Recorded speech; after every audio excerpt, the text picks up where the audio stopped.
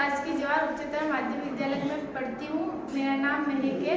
मैं कक्षा 9th A की छात्रा हूँ। मैं आपके सामने प्रस्तुत गरीब की उड़ान करने जा रही हूँ। उम्मीद है आप सबको पसंद आएगी।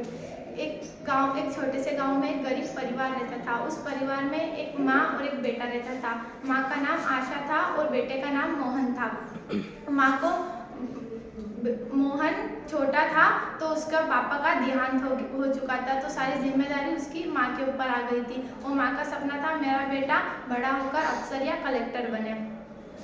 फिर क्या बोलते हैं नहीं, वो दूसरी जगह काम करने जाती थी, बर्तन मांजने या झाड़ू पोछा करने। तो एक दिन अपनी मालकिन के यहाँ अपने बेटे को साथ लेकर गए। एक टेबल पर पेपर पड़ा हुआ था, वो पेपर को उठाकर पढ़ने लगा। तो मध्य में मालकिन नहीं, बेटा ये तुम क्या कर रहे हो? तो उन्होंने बोला कि मेरे कने पैसे नहीं है तो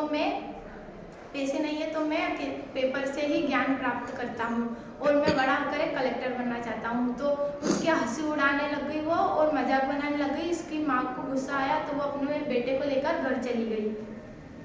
और फिर क्या बोलते हैं, उसको दूसरे दिन नया कारोबार मिला शादी ब्याह में रोटी बनाने का।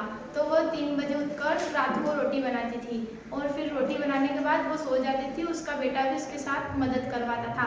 लेकिन इतने में दूसरे दिन मालकिन आया और बोला कि तुम 3 बजे उठकर रोटियां बनाती हो तो बिल कितना जलता है, या तुम घर खाली कर दो या बिजली कटवा दो। तो वो दूसरे दिन निर्णय लेती है कि मैं बिजली कटवा देती हूँ। तो दूसरे दिन बिजली कटवा देती है और फिर लालटेन लेकर आके उसका बेटा पढ़ता है और वो रोटी बनाती है।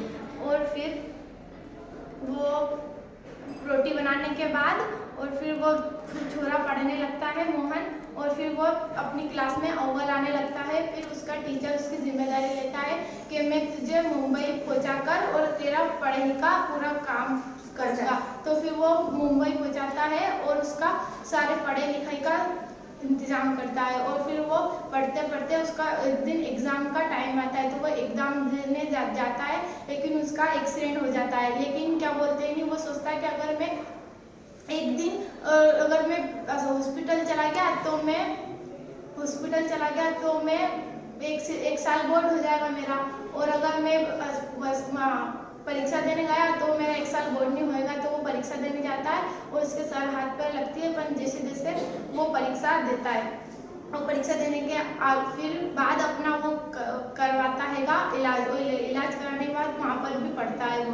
फिर थोड़े दिन वहीं पढ़ाई करने के बाद वो अपने घर आता है और उस दिन उसका वार्षिक परिणाम आने वाला था। और उस दिन उसकी माँ पेपर लाकर बोलती है, ले बेटा अपना वार्षिक परिणाम देख ले। वार्षिक परिणाम देखने के बाद वो खुश होकर बोलता है, मामा तेरा बेटा अफसर बन गया, मामा तेरा बेटा कलेक्टर बन गया। और इससे ये शिक्षा मिलती है कि अपनी पढ़ाई पूरी जारी रखना चाहिए और अगर मेहनत करी तो अपनों को शिक्षा मिलेगी, और मेहनत नहीं करी तो परिणाम नहीं।